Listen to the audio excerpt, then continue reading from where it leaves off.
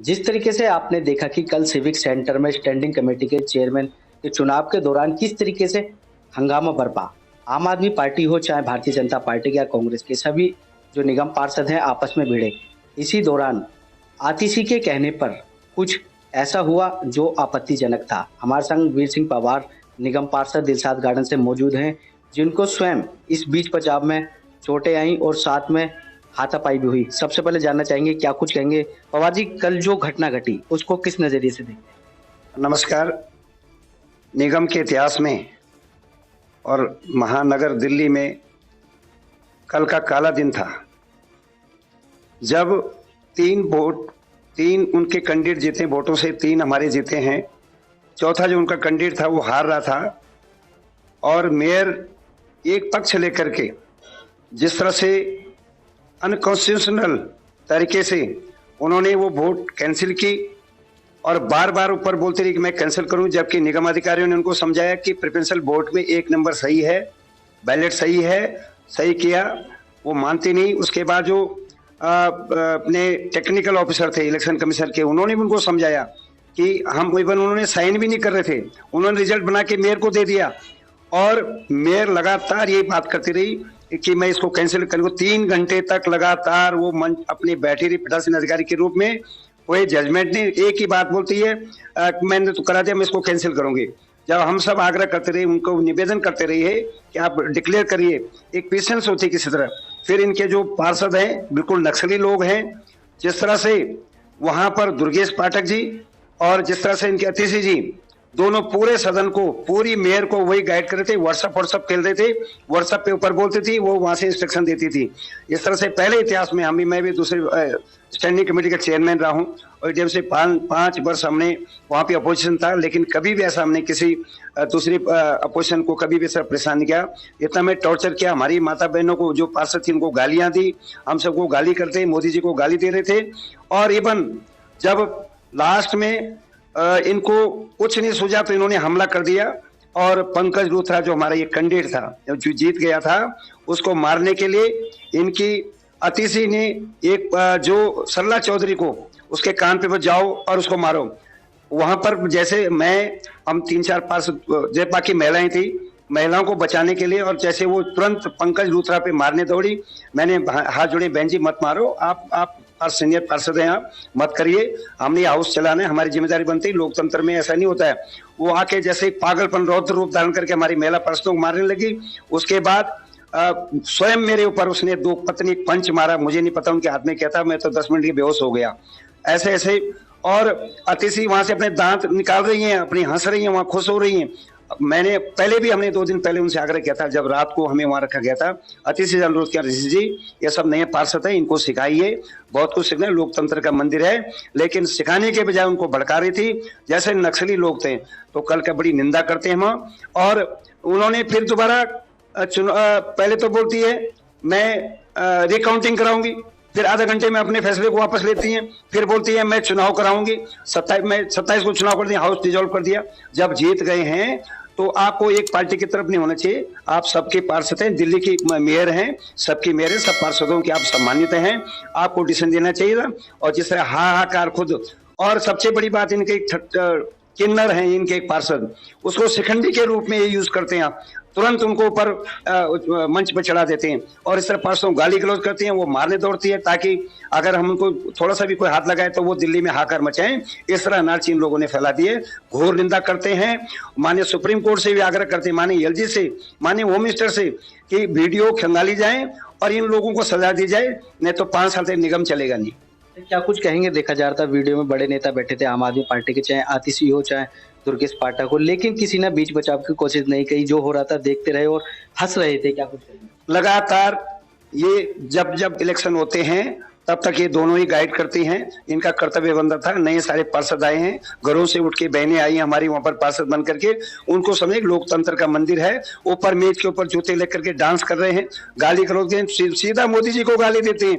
मतलब एक पार्षद जो कल पार्षद गलियों से आया, वो मोदी जी को गाली देने लग जाता है। इस तरह से उकसाते। लेकिन मैं धन्यवाद करता हूँ अपने पार्षदों का, उन्होंने अपनी पेशेंस नहीं खोई और ना उन्होंने गाली से किसका जवाब दिया। हाँ, मेयर के नारे तो लगाने पड़ेंगे। जब मेयर हमारी बात नहीं सुनेगा तो लोकतंत्र हमारा अधिकार है कि हम मेयर को चेताएं। लेकिन जिस तरह से भी अशोभनीय काम मेयर के द्वारा हुआ, मैं घोर निंदा करता हूं ऐसे मेयर की, क्योंकि दिल्ली एक महानगर है, पूरा वर्ल्ड का इसमें मेयर का बड़ा सम्मान होता है, उस पद को उन्होंने गरिमा गिराई। क्या कुछ कहेंगे? दिल्ली सरकार, आम आदमी पार्टी जो महिला सम्मान की बात करती है, लेकिन कल देखा गया कि महिलाओं के साथ बदसलूकी हुई, लेकिन वीर सिंह पवार पर जब अटैक होता हाथ चलाए जाते, लेकिन पवार साहब ने महिलाओं का सम्मान किया और कुछ नहीं कहा। हम सब भारतीय जनता पार्टी सिद्धांत पर काम करते हैं और बहनें हमारी पंच निष्ठा में महिलाओं की हम बड़ी इज्जत करते हैं। हमने चाहता तो मुझे गुस्सा भी आ सकता था, मैं कुछ भी कर सकता, लेकिन मैं अपनी पेशेंस रखा, ताकि दूसरी बहनों को भी, मैंने अपनी बहनों को भी रोका कि नहीं नहीं आप शांत रहो। और वो हाथ जोड़ के मैं निवेदन कर रहा हूँ, बहन जी उल्टा मुझे मारने लग गई। मतलब उनको ये पता है कि सीनियर मैं हूँ, मैं स्टैंडिंग कमेटी चेयरमैन रहा हूँ और सीनियर हूँ, यहाँ पर दूसरी बार जीत के आए हूँ और आप एकदम मेरे ऊपर भी हाथ छोड़ देंगे। मैंने तो माफ कर दिया, लेकिन ऐसा भविष्य में उनको बहुत लोग माफ नहीं करेंगे। क्या कुछ कहेंगे? जो समाज का आईना होते हैं, हम जिनको चुन के भेजते हैं प्रतिनिधि, उनका इस तरीके का व्यवहार समाज पे कितना असर डालता है? मुझे भी शर्म आ रही है, मुझे भी शर्म आ रही है कि मेरे कॉन्स्टिट्यूंसी के लोग मुझे भी देख रहे होंगे कि इस बवाल में मैं भी फंस गया हूं। क्योंकि हमारा सिर्फ एक ध्येय है कि दिल्ली में 15 साल हमने काम किया, तभी हम 105 जीते हैं। अगर हमने काम नहीं किया होता तो हो सकता हम 20-25 में सिमट जाते, जैसे आम आदमी पार्टी बोल रही थी। और कहीं पर ये 30 और 40 वोट से लेते तो मेजोरिटी में आते, दिल्ली का विकास होता। आपने देख लिया होगा जिस तरह विधानसभा हमारे 8 आदमियों को परेशान करते हैं, अगर सपोज हम वहां 10-20 होते तो हमें मार मार के बुरे हाल करते, हमारे मर्डर कर जाते। और मुझे पूरी आशंका है अगर ये मेयर अभी रही तो वहां पर मर्डर हो सकता है, क्योंकि इनके जो कुछ पार्षद हैं पुलिस उन पर जरूर देखेगी, पर क्रिमिनल केसेज इनके ऊपर हथियार लेके अंदर आते हैं। और जिस रात को 5:30 बजे शराब पिए हुए थे, शराब पी करके वहां पर गाली गलौज कर रहे थे, तो ये बड़े निंदे का विषय है, चिंता का विषय। माननीय एलजीबी इसमें संज्ञान लेंगे और माननीय सुप्रीम कोर्ट दोबारा वोटिंग नहीं हो ऐसा रूलिंग देंगे, ऐसा मेरा मानना है। क्या कुछ कहेंगे? अब अंतिम सवाल में पूछूंगा कि जिस तरीके से पूरा वातावरण रहा, क्या इसको देखते हैं और किस तरीके से लगता है कि अब क्या होने वाला है? सोमवार को अगर आज भारतीय जनता पार्टी के वरिष्ठ नेता कोर्ट गए हुए हैं, माननीय कोर्ट सम्मान करेंगे, जो रिजल्ट आया था उसका सम्मान करेंगे और उसी पर स्टिक रहेंगे।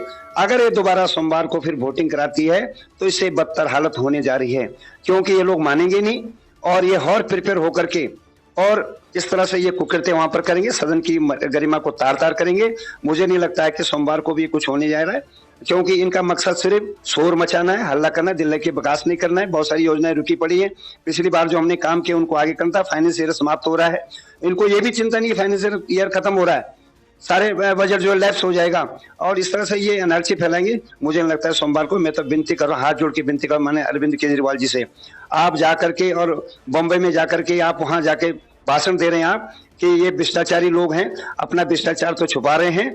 आपसे हाथ जोड़ के विनती अपने पार्षदों को समझाएं, अतिशी जो आपकी विधायक है दुर्गेश पाठक जी, उनको समझाएं कि हाउस का कोरम मेंटेन करें और जो result technical officer election commission ने दे दिया उसको लागू करें। देखा जा रहा है कि अरविंद केजरीवाल सरकार की जहां जहां सरकार है वहां इस तरीके से घटना हो रही है, चाहे सदन की बात करें चाहे पंजाब की बात करें। पंजाब में भी आपने देखा किस तरीके से एक अपराधी को छुड़ाने के लिए इतनी बड़ी घटना घटती है। पुलिस अधिकारी को छिटाने के लिए जो उसके बॉडीगार्ड थे, बंदूकों गोली तलवार लेके गए हुए थे। पंजाब का हालत जो उस समय जब 96 के दौर, वो दौर हम दोबारा आंखों से देखने जा रहे हैं, जब वहां से पंजाबी नॉन सिख को दिल्ली और महानगर दूसरे जगह भागे थे, ऐसे वहां छोड़ना पड़ेगा। और ये लोग खुद कल बॉम्बे में जाकर के उनका मुख्यमंत्री बोलता है नहीं नहीं वहां तो लॉ एंड कोई समस्या नहीं, आंखों से नहीं दिखाई दे रहा है इनको। खालिस्तानियों का भी है, खालिस्तान का समर्थन था। खालिस्तान ही बोल रहे हैं कि खालिस्तान हमारी आइडियोलॉजी है, जो कल रिया क्या मेरी आइडियोलॉजी है। मैं तो इस तरह से देश को बर्बाद करने हैं ये नव नक्सली लोग हैं, कुछ भी कर सकते हैं। लेकिन जनता सब देख रही, पंजाब के लोग सब देख रहे हैं, दिल्ली के लोग सब देख रहे हैं कि कौन भला चाह रहा है कौन बुरा चाह रहा है। डिसीजन तो आखिर वोटरों ने करना होता है। लेकिन मैं वोटरों से भी अपील करूंगा कि आपने अपने ऐसे ही एक महिला को चुन करके वहां भेजा जो गांव के घसेरी की तरह वहां गाली दे रही है, क्या आपका सम्मान करेगी, क्या आपके यहाँ बजट लाई, क्या अधिकारी से बात करेगी, ये खुद दिल्ली के मतदाताओं को सोचना है। मैं तो आग्रह करूंगा कि जब जब दिल्ली के विकास बारे में सोचना हो, बिजली पानी और बिजली हाफ पानी माप, ऐसा सोच करके दिल्ली का विनाश हो रहा है। तो मैं तो ज्यादा ये आग्रह करूंगा माननीय केजरीवाल साहब से कि अपनी पार्षदों को समझाएं, अच्छी तरह हाउस चलने दें। एक हाउस हमारा मार्च में लगना है, हाउस चलने दें। कुछ योजनाएं जो रुकी पड़ी उन्हें लोग काम करने लग जाएं और 13 अप्रैल में अच्छी तरह विधिवत हम काम करने लग जाए। ये थे दिलशाद गार्डन वार्ड से भारतीय जनता पार्टी के निगम पार्षद वीर सिंह पवार, जिन्होंने बताया कि कल की जो घटना थी किस तरीके से घटी और किस तरीके का व्यवहार रहा। कैमरामैन सुनील के साथ संदीप कुमार, तेज समाचार, दिल्ली।